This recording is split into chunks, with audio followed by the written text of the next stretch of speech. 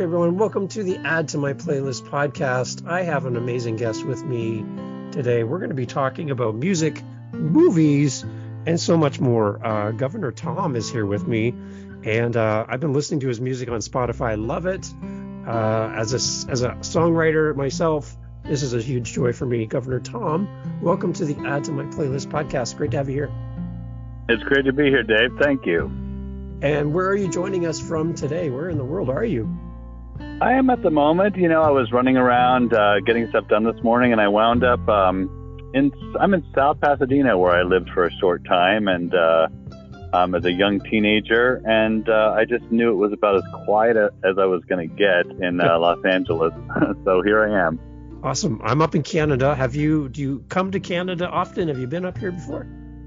I've been to Canada twice. I worked in Toronto as an actor when I filmed the Nora Ephron film This Is My Life. That was a lot of fun. And then I did a job as a very young man. I got this job running around the country photographing car dealerships for a new sign program, and I went through some of southern Canada because I was doing the whole northern United States. I drove like 12,000 miles in 2 months, and I got to see a lot of Canada, actually. It's quite lovely. Well, there you go. Awesome. You can come back anytime. We'll keep the door open for you. That's great. So on top of your musical career, which we're going to get into, and I'm really excited to talk about, again, the idea that I get to chat with you is a thrill for me. 3 of my favorite movies that come off the top of my head that you've been in: The Fugitive, U.S. Marshals, Under Siege. Great movies. Great. I love your characters in these movies. Just share a little bit about your acting background, and I know you did a lot of stuff in the past. Can you kind of give us a little taste of what you did there? Yeah, I did. I did a lot of, I really focused on acting. I studied, I was pretty much studying music and drama, once I committed to go into the entertainment, and it was hard to decide which, but I sort of put all my eggs into the acting basket, and I had a really good stretch of acting roles for about a good 10, 15 years. And all those movies were great to be a part of. I learned, the amazing thing about being an actor is that you get to learn so much, from Under Siege. It was it was amazing working with Steven Seagal and seeing how brilliant he was at choreographing a fight scene. When you work in movies and you know that time is money and every minute is tens or hundreds of thousands of dollars, and you work with somebody who can just choreograph a fight scene like that and just get it done. It's a pretty amazing thing to be a part of. It's it would be interesting for me too to see the behind the scenes of how all this stuff is made, how this sausage is made, and the stunts and the special effects and all the interesting things that you get to be a part of behind the scenes. I'm curious about that as well. That'd be kind of fun to see the prop master and all of that stuff as well, and all the stunts. That must be amazing.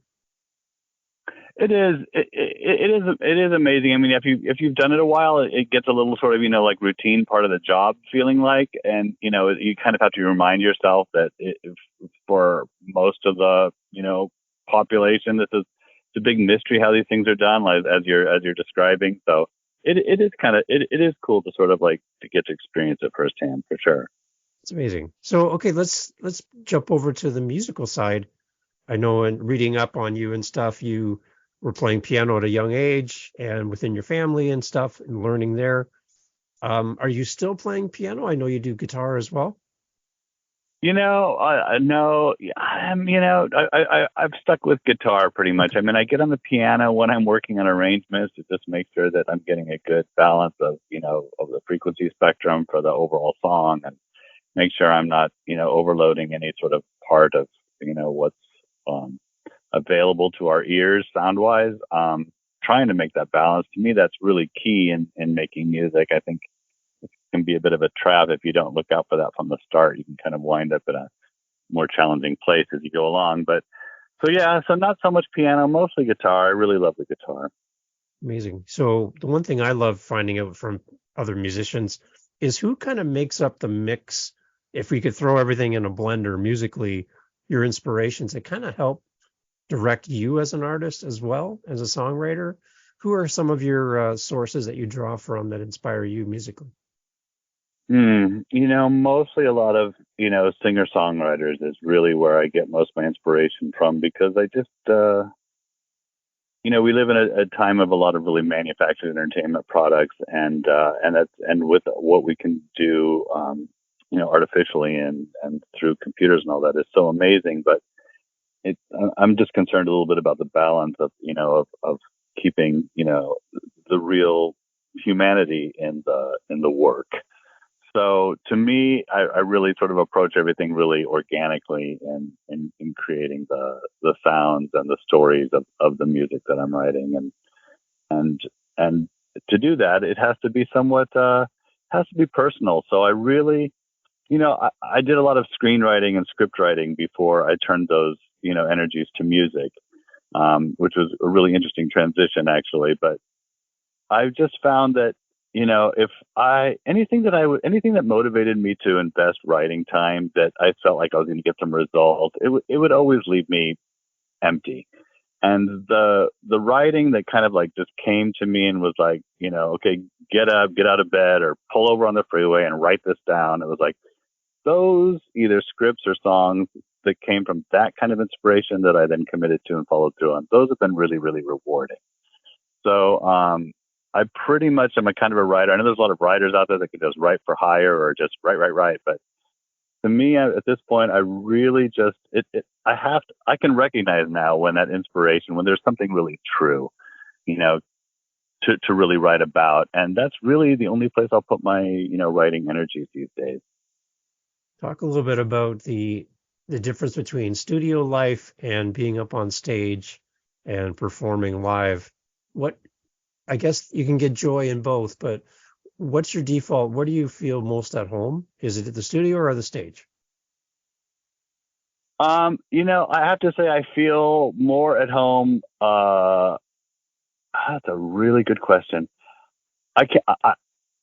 They complement each other, Dave. It's like what I've learned through, just for example, I was doing a big scene in U.S. Marshals, and we were outside on the streets of New York City, and there was thousands of people, and it's so hard to focus on that. And all I really had to do was like run up and down some subway stairs. But really, it's just a whole other dynamic when you're that exposed doing the work. And when you're on like a stage, like, in a theater, you have this sort of invisible, but you have a boundary. Right. So that gives you a little more comfort and security. But then when you get to recording, I built myself this sort of portable vocal booth with some PVC and blankets, and I've learned, I've basically been engineering my own music. So I'm at a point now where I can go into a studio and I can set up my little vocal booth and record. And Public Eye, the last single I released, was the first time I ever, really, well, no, both that and Architects of Love, I was able to it was only me there, Dave. It was just me. And to me, I discovered that I really do my best work when I'm entirely alone. I really do. It's sad to say, but I mean, as far as recording goes, when you've got that pressure that you're laying down something and it's going to be there for, it's going to represent that song, even though music is always alive and changing and dynamic. That's going to be the snapshot in time where that song was in that moment in time. And so to have the space of just being completely alone, I've discovered shockingly that it's a really comfortable place for me to actually perform alone, ironically. Nice. Talk a little bit then about some of the artists that are performing with you on the tracks that you have, or we're going to talk about them coming up. Tell me a little bit about who you've been working with and what they've kind of added to the project. I gladly, because the people I've worked with are so amazing. I mean, I guess the cat's a little bit out of the bag. If you listen to these songs, know they weren't not every, part of the song was recorded at the same time in the same room. So I guess I've kind of blown that now, but who cares? That, people are aware these days. It's not a big deal. So I worked with these amazing musicians, that I met through, just getting, poking around in the LA jazz scene, because there's amazing artists here, and going out and listening to people. And then, so overall, the general answer to your question is that I recorded my rhythm first because I felt like if I had really tight rhythm, Yeah. then I could sort of build on that. And this guy Chris Steele, I had volunteered to during Christmas time to go and sing in Christmas music at nursing homes around LA, and I met this drummer Chris Steele, amazing guy. He did a lot of touring with Otmar Liebert for a long while, and just an amazing drummer, and just and you as a musician, when you just have a good rapport with your fellow musician, then you're gonna it just makes everything so much better. So yeah. So then he brought in a bass player, a guy by the name of Joey Yu, who I think he's still the house band on American Idol right now. I can't keep up with him. He works all the time. Wow. And so we did that, and so basically I would sing full out while they were in another part of the studio recording, bass and drums. And then I brought in a trumpet player, Mike Rocha, who's a brilliant guy. He's played with Gordon Goodwin's Big Fat Band for a long time, and just really a beautiful, beautiful player. And I wanted the trumpet because my voice is just really big, and so I wanted the sort of the instrument that I dialogued with, because a lot of music is dialogue between vocal and instrument, especially in rock. You have the lines, and then the guitar player will it's almost like call and response, only between voice and an instrument. So I chose the trumpet for this EP, for these tracks, because and also because this particular player, because he's so expressive and plays with so much heart. So he was a joy. And then when I needed keys, I turned to an artist named Kerry Frank, who's he's amazing. He gigs all over LA all the time, and I know he's played. He's sat in with a bunch of bands when they come to town, like Tedeschi Trucks, and I can't remember offhand, but he's and just amazing keys. So Living Wild just wasn't coming to life. So when I sent that to him and I said, please save this song for me, and he did. Please take my baby. Yes. Yeah. And so to me, what the amazing thing for me is that because I was still a bit of a journeyman, forming this. I didn't really know that this was going to be such an attractive path for me when I made the commitment to get into it. And I knew that I wanted to have the best players I could afford, to play along with me. But then they're so good. Like Chris, I go back to those drum tracks, and we were just, basically I gave him, a chart, and then I would sing while he played, to sort of, I think that helped him understand just the sort of dynamics of what I was creating with the story and the vocals. But what he brought to it, because I went, over the time since then, and then adding the other instruments and doing the mixing and the recording, it's like he created such a dynamic structure. He and Joe with the rhythm section, they created such an amazing rhythm structure that was so experienced and so advanced and so smart that I literally, it's taken me a while to sort of catch up to them, to the gold that I got from these other musicians, and to really honor their work by, being able to complete the arrangements and redo the guitar parts, because now so much of what I was doing on the guitar was now covered by the rhythm section and the horn. So it's been a real journey, and they've been nothing but inspiration and guidance. And I'm so grateful to the choices that I made in working with them from the beginning. And I hope to work with them again in the future. That's for sure. Yeah, the drums have this nice loose feel to that. It feels like it's almost like it's not in time at some points, and it's like so relaxed, but it's there. I love it. And then the bass just complements it so well. And what I love about playing with great musicians is really that saying about you're the sum of the people around you. That's kind of what happens musically, is all these people come with their own interpretations, and the song takes on a new life even beyond what you might have thought originally. So that's beautiful when that happens in the studio, and when it happens live even as well. It's true. I'm so desirous of, I'm hoping to get to the point where I can actually like have a true studio experience where I can like, where I really have, the assets to bring all these guys into a studio for, 2, 3, 4 days and just, and just really, just draw, as you're saying, just, draw from everything that they bring and do it more so in the moment than, in contrast to the process that I've employed creating this first EP of, having to have it a little bit more piece by piece. But God, the idea of just being like, wow, just being in a studio with these other incredible, musicians and finding stuff and together, that would be an amazing experience. I hope to experience that one day. And then like with a script, you're kind of tied to a script when you're acting and you have to do the lines, but musically you can go anywhere you want. And that's what I love is that randomness and the ability to turn left instead of going right. And you can do anything you want musically, and especially with your music. That's the beauty of it.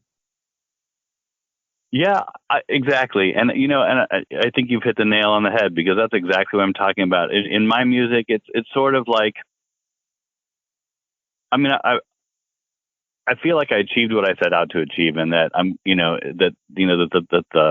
that musically the songs have an arc, and also lyrically the songs have an arc. Yeah. But some songs you hear on the radio, when you hear music that's from a band that's been together, and you'll often hear, like you're just describing, like just going off and like just the whole rhythm will change. Or, whereas you've got, you've had one instrument or two sort of sounds driving the piece, then that sound, that driving sound, like will completely change for 16 measures or something like that. And I think those are the kinds of things that are discovered when you're working as a group in a studio together, as opposed to how, the onus of creating everything and structuring it and creating the chart so that everybody can be on the same page and then sort of go from there. So like I said, I'm not denouncing that process because I love it and it's been a real challenge and I enjoy it, but I do I think my music will grow and, it'll be fun in the future to have that experience where the songs can benefit from a little more spontaneity and in bringing those sort of contrasty surprise elements and then like returning to the fundamentals and that kind of thing. No, I could talk to you all day, Governor Tom, about this. This is so much fun. Okay, but let's jump into the songs. We're going to start with A Man with a Hat, and I believe this was your first single. We're going to invite people to add this to their playlist here on the Add to My Playlist podcast, hence the name. But we're actually going to play the song in a few minutes, but can you kind of give us a little bit of a behind the scenes to A Man with a Hat? Because I love the song, by the way. It's beautiful. And I just kind of would like to get a little behind the scenes insight from your perspective for the listeners as well. Thank you. So, just quickly, I'd acted a lot. I'd sort of pulled out from acting because I had, I was raising my kids and it was too much conflict. And then I was writing scripts, and then I picked up my guitar, and then all the script writing just became songwriting. And so with that, I'd picked up my guitar after many, many years, and I was like, oh wow, chord changes. Those are those are so yeah. So I would, in order to just refine some chord changes, I was like, well, let me just write a song using these chord changes, because then I know I will be motivated to practice it. If I have to sit down and just practice chord changes randomly, I'm not going to do it. So, and honestly, that's how Man with a Hat began. And so there I was, like practicing these chord changes, and I was like, okay, well, what am I going to sing about? And I'd written a poem when I was in college. So I was super young, and it just seemed like it was called A Man with a Hat. And the original poem was a little different, but the fundamentals of that poem became the song.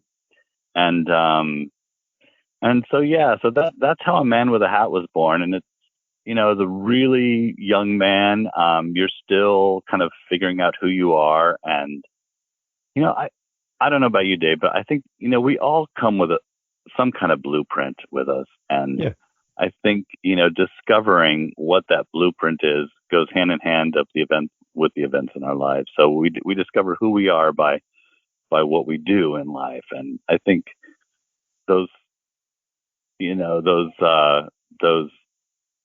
that quest for identity is sort of what A Man with a Hat is about. I spent time trying to figure out what the hat looks like. That's when I was listening, I'm like, what is this hat? That's when I first saw the title. I'm like, okay, I want to know more about the hat. That's what got me curious. Yeah. Awesome. So on this recording, the same people we mentioned earlier were all on here. Anybody extra on this Correct. track? Nope, nobody extra on this track. Okay. Awesome. Okay, so this is A Man with a Hat by Governor Tom. We're going to invite you to add this to your playlist here on Spotify. If you're with us on Spotify, the whole song's coming in a second. And if you're listening outside on YouTube, there's a link and you can actually listen on YouTube as well. So thank you so much for checking out this song, A Man with a Hat by Governor Tom. Please add this to your playlist right here on the Add to My Playlist podcast. Hi everyone, this is Dave from the podcast. Just jumping on quick to tell you about TrueMediaSolutions.ca. What is TrueMediaSolutions.ca, you're asking? Well, TrueMediaSolutions.ca is the umbrella that is over all the different podcasts that we do here for you.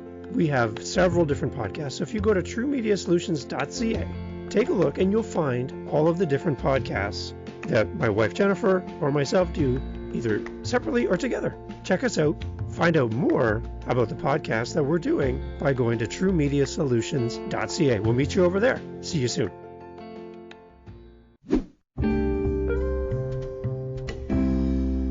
Okay, so that was A Man with a Hat by Governor Tom here on the Add to My Playlist podcast. Joy for me to talk to because I love talking to musicians. And again, the movies. I love the movies. So Governor Tom, it's great to have you here. We're going to talk about Living Wild. This is another one that caught me as well. Let's talk a little bit about this, maybe a little bit about take us in the studio and the recording time for this. Anything unique happen when you were writing and recording this song? This song, this song was probably definitely one of the more challenging because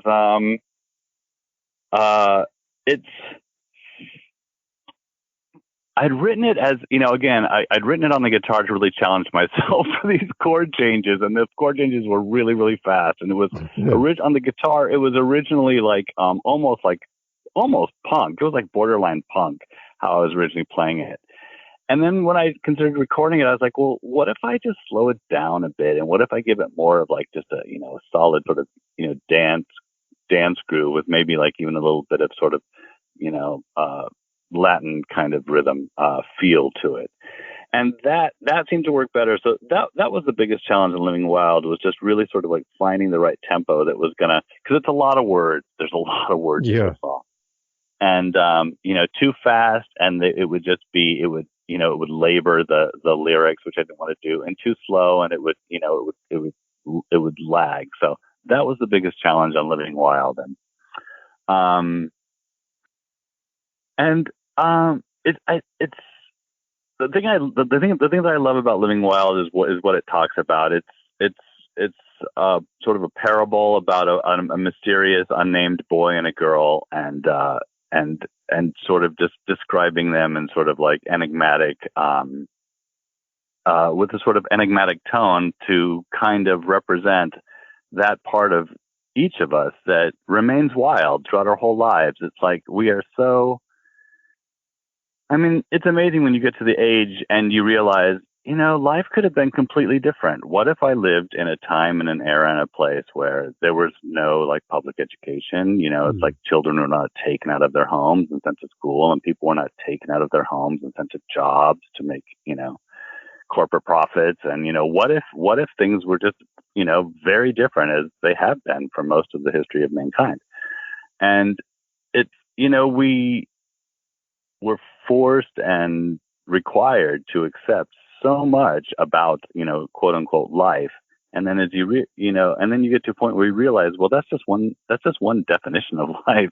Right. And it's, so I think Living Wild is about staying connected and honoring and including that part of ourselves that is always wild, and not only, and also prioritizing it. It's like, I guess for me, the personal journey of living wild, I'm just discovering and talking with you right now, was about really valuing that part and not feeling like, oh, well, because it's just coming from me, it doesn't have, I can't react or respond to it as committedly as something that's more like socially approved or common or, widely accepted. And to really, I think, embrace that part of myself, and for each of us to embrace that part of us that stays like really wild and connected with, the fundamental energies of nature and our nature that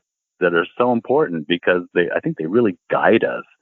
And I think it's in this modern world of so much that systemic, so much systemization, so much systemization of everything that to really commit to those unique, often contradictory, thoughts and feelings and expressions is so important. And so that, I think, and not only in relationships, but in life in general. So Living Wild touches on how it operates, like between an anonymous boy and girl and what they represent. But it's sort of, the lyrics set it into a background of, there's lyrics like, we're so politicized, we're so theocratized, we're so consumerized. And that's a lot. I mean, it's just a few lyrics, but really on a day-to-day basis, it's so much. And to throw all that off and be able to just be, pure and centered and true to who we are and what our blueprint and our journey is in this life is something that, we have to remind ourselves almost daily, I think. Nice. Okay. So everyone, this is Living Wild. Governor Tom here with us on the Add to My Playlist podcast. Please go ahead, add this to your playlist. You just hit that little heart button and it's in your playlist. It's your song. It's with you all the time. Governor Tom, great to have you here. Living Wild here on the Add to My Playlist podcast. Go ahead and add that to your playlist right now. That's great. Hey, thanks for dropping by the Add to My Playlist podcast. This is the external version of our podcast for non-Spotify listeners. But if you go to Spotify and sign up, you can actually hear the song played here in the podcast without leaving. It's great. Otherwise, you can check us out on YouTube. We'll have links to the songs that we're speaking about within the podcast that you can click on and hear the songs there on YouTube. But thank you so much for listening to the Add to My Playlist podcast. Jump over to Spotify and check us out over there and see what you think. Thanks for listening, and we'll see you soon.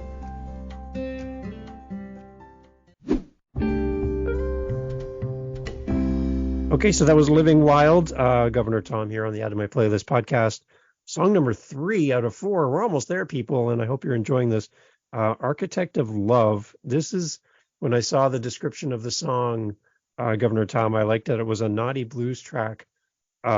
Living Wild was anonymous boy and girl. This track is not anonymous between a boy and a girl by any means, lyrically. And the one thing that really caught me in this one was the uniqueness of the other voice on the track with you.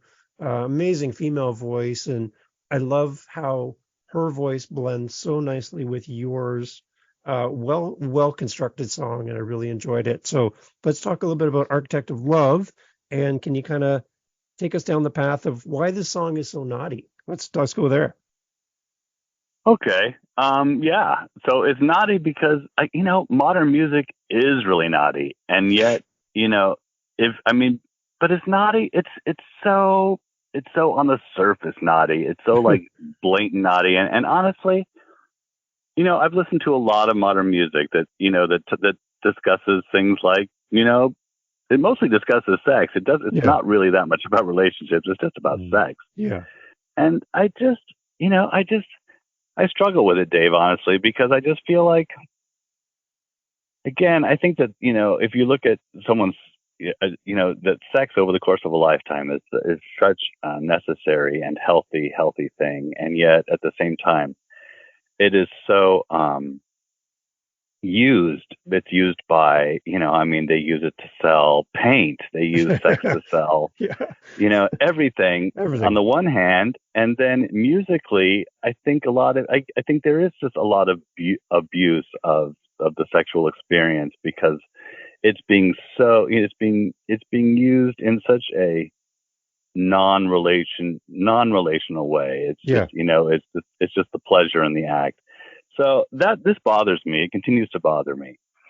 So I wanted to write a naughty song, because as an actor, I've done a lot of roles on the stage and theater where I've sung some pretty naughty songs, in the context of shows and stuff. And so I realized that, you learn about yourself as the world sees you, because we're blind, always blind to a certain part of ourselves.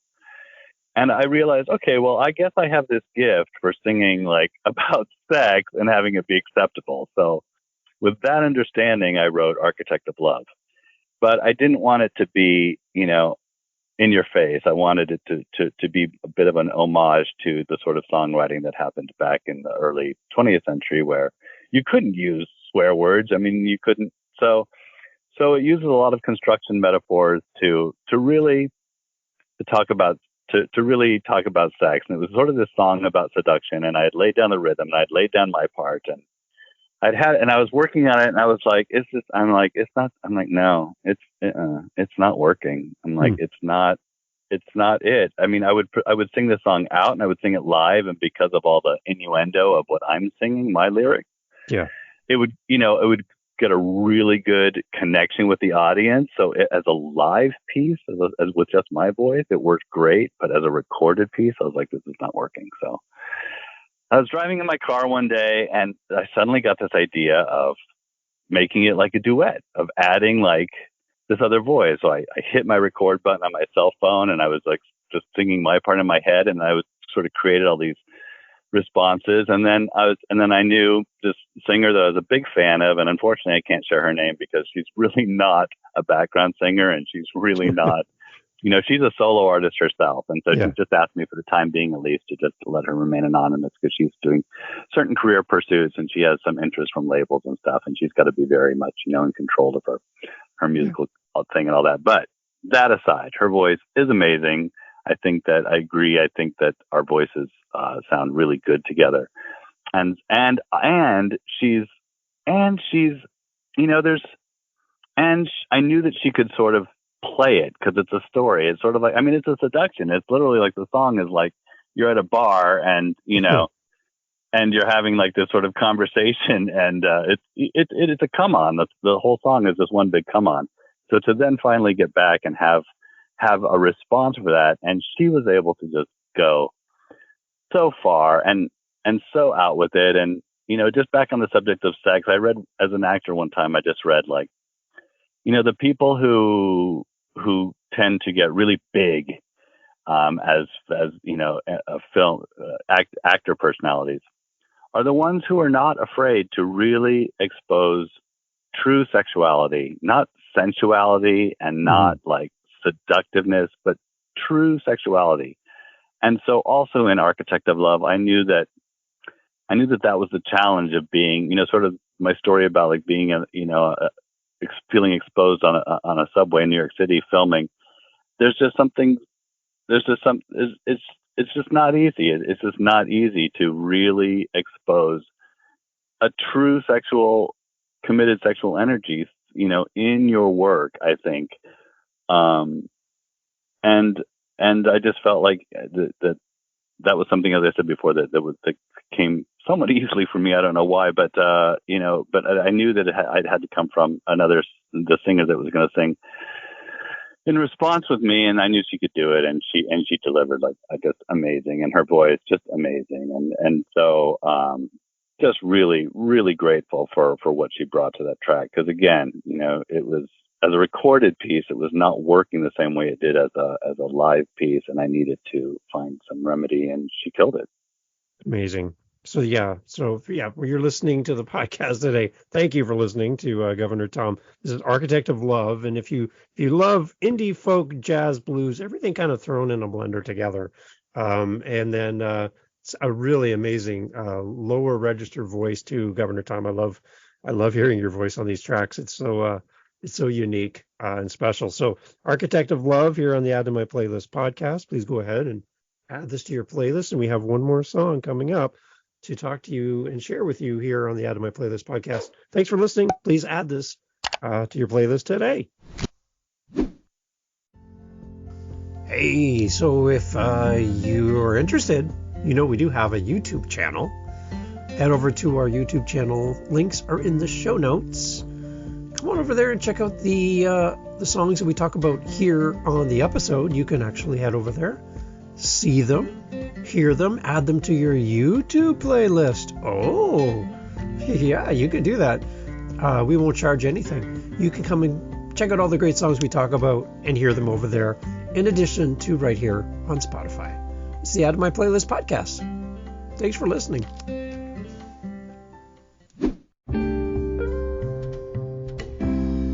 Okay, everyone, that was Architect of Love here on the Add to My Playlist podcast. Again, exciting for me as a host to have Governor Tom on today. I love his acting background and the stuff he's done in the past, but I love that he's come away from the camera and grabbed a microphone and hit the stage, and now he's going to share music with us.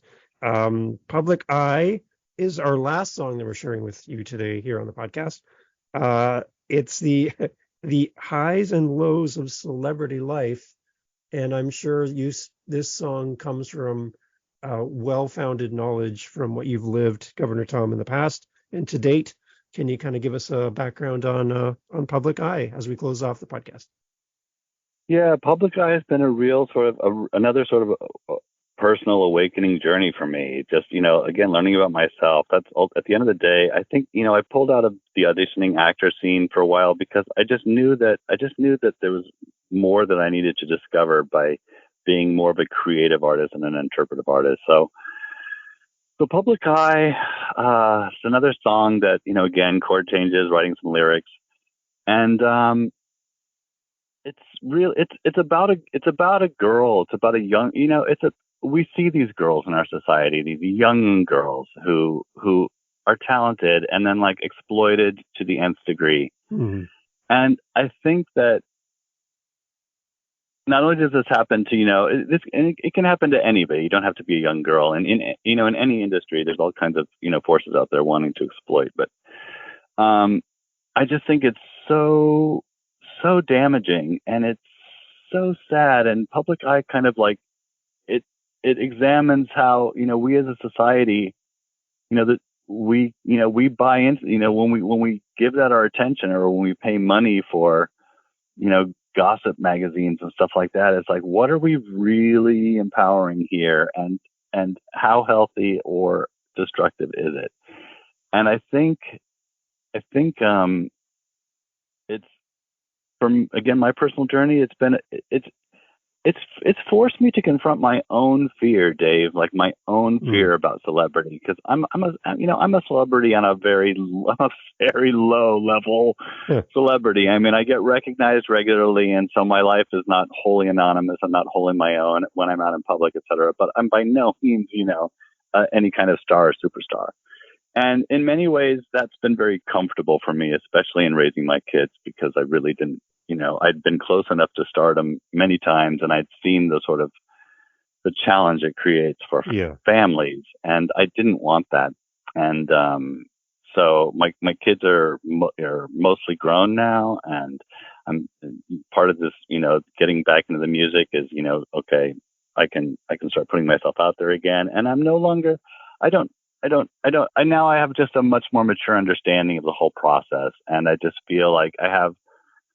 Sadly, I just didn't feel like I had the tools to really combat, any kind of invasiveness or negative attention that comes with big celebrity, and, marry that with what I wanted to achieve as a parent and as a husband and as a family. So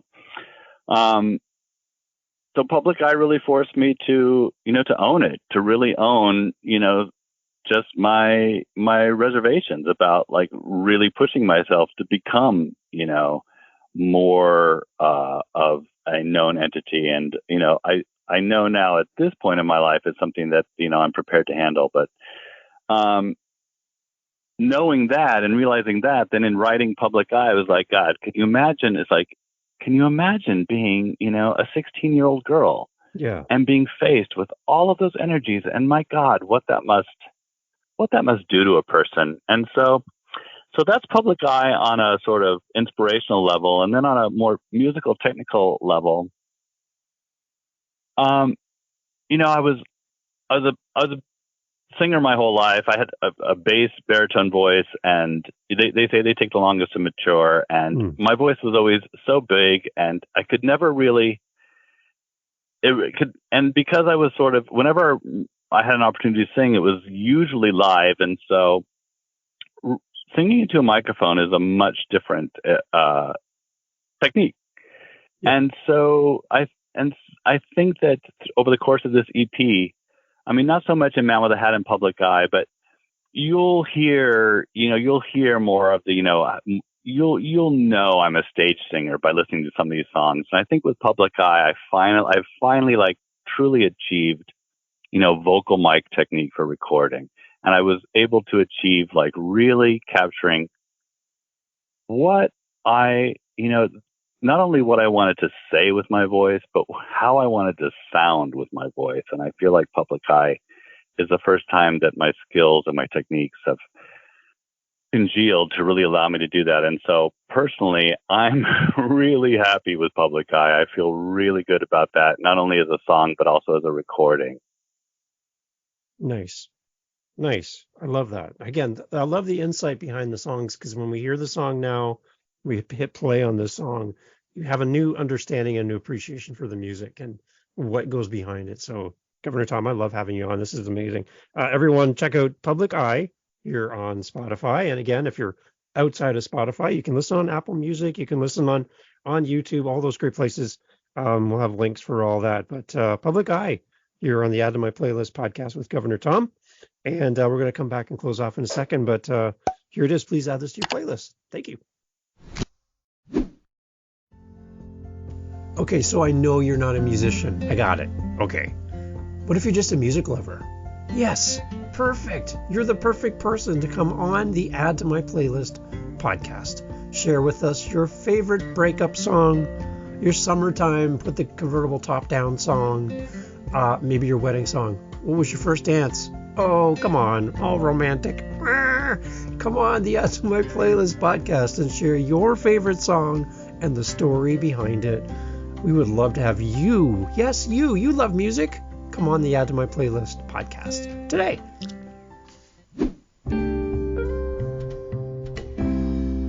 Everyone, thank you for being part of the Add to My Playlist podcast today, everyone. It's great to have Governor Tom on.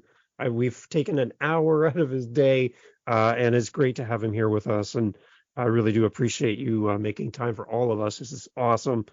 Tell us a little bit about what's coming up in the future. And the big thing, too, is how to connect with you. Where are you most active and all of that great stuff? Where do we go? And give us a little taste of what's to come. Okay, so what's to come is I'm finishing up my last track that's going to combine with the four we just discussed, and it's going to be released as an EP later this month. So that's exciting, and I'll be posting a lot about that. And this last song is no less than the other four. It's just I had to hold on to one of them, so they couldn't all be singles. So that's coming out this month. Good. And then I've got another. I know I'm going to put out another EP hopefully by the end of the year in December. I'm working a lot. I'm working a lot with my son now. He's been studying guitar for 7+ years, and he actually plays the rhythm guitar on Public Eye, which is so great because you can hear that, Dave. You can hear youth. I can hear youth. I don't know if you can hear youth, but I can hear youth, and you can just hear that. To me, anyway. Maybe I'm just imagining it, but. It was a pleasure and an honor and a treat to have it to have included him. And then another of my sons is a singer, and he sang the background vocals on Living Wild along with our anonymous singer. Nice. Who was on So anyway, that said, so my son and I are working on these. I've got at least a couple of dozen tracks. Again, for me, it's just about having taken the time with this first EP to discover, how to proceed. And so now I'm ready to to start upping the pace a little bit and putting out more and more music all the time. And yeah, it's a lot of work. And also there's, I'm going to put together some videos. It's, I'm a one-man show. I don't have the funding at the moment to really be able to, pay a lot of people. So I wind up doing like a lot of this stuff myself. So it's just slow. Nice. But that aside, it's an everyday commitment, and my skills and techniques have just progressed enough at this point where I can get in there, and rather than exploring and finding, I'm like, no, this works, this works, this works, this doesn't work, this doesn't work, this doesn't work. Let's just make some music. So, so that's where I'm headed. And then as far as finding me, I've got a website at governortommusic.com. Okay. I ran into a bit of a hiccup in choosing the name Governor Tom, because I really invested in Facebook. Right now, my Facebook page is Facebook is sort of, the tag is the music of Tom Wood. Tom Wood is me as an actor. Governor Tom is my artist name as a musician. But with Governor Tom, Facebook would not let me do. There was so much stuff because all that political brouhaha that happened. And all the restrictions that they put, and then you're dealing with algorithms, and you're dealing with robots, and you can't correct anything, right, and you can't explain. It's a black hole. So, so there's I know that that's not 100% resolved. So when you tell people where to find me, if you see GT Music, if you see Governor Tom, or if you see the music of Tom Wood, you're in the right place. Okay. And as far as Insta and Facebook and all that, but my website is governortommusic.com, and that's where you can sign up and get the most stuff and the most current information. Yeah, and then again, you can go to Apple Music, Spotify, all those places, and you can see the entire list of songs that we talked about, and future songs will be there as well, which is awesome. Again, Governor Tom, I really appreciate you making time for us today and carving out some time to have this conversation. And again, it's great to connect with you. And I really enjoy the music, and I love what you're putting out there into the world, and just want to encourage you to keep going and keep sharing that story. And I love, again, how you've got away from the camera and grabbed that mic and jumped up on stage and taken your music and put it out into the world. That's amazing. So thank you for making time for us. You're welcome. I really appreciate your awareness and your understanding. So thank you, Dave. It's been a pleasure. Awesome. Hey guys, just jumping on here quick. This is the Add to My Playlist podcast. My name is Dave. If you go to our website, truemediasolutions.ca/add to my playlist, you can now leave us a voicemail and we'll put you on the podcast. Yes, you can be on the podcast. We would love to have you on. Leave us a message when you go there. This is what it sounds like. I recorded one. I'm going to insert it right here so you can hear what it sounds like. Leave us a message. Tell us what your favorite episode was. Who else should we talk about on the podcast? Who should we have as a guest? You tell us. Your voice on our podcast. I love this. Here we go. This is what it sounds like. So I'm over here on truemediasolutions.ca/add to my playlist. I'm on the website for the Add to My Playlist podcast. I see a great video looking for guests. I see all kinds of great stuff here about the Add to My Playlist podcast. And then there's this button. It says, leave us a message. We want to hear from you. A podcast that wants to hear from its listeners? OMG. Yes, you can go to truemediasolutions.ca/add to my playlist. And you can click the link and record a message, which we will include in our podcast. Do you want to hear your voice in the podcast? Leave us a comment. Leave us a suggestion. Hey, if you have a song that you want to hear featured on the Add to My Playlist podcast, record it right here on the website. We'll use you in the episode, and we'll give you full credit. Go to truemediasolutions.ca/add to my playlist. Hit the button, record a message, and we'll put you on the podcast. Thanks for listening to the Add to My Playlist podcast. So head over to truemediasolutions.ca/add to my playlist. Leave us a voicemail. Very simple. Come on, don't wait. We want to hear from you. Thanks.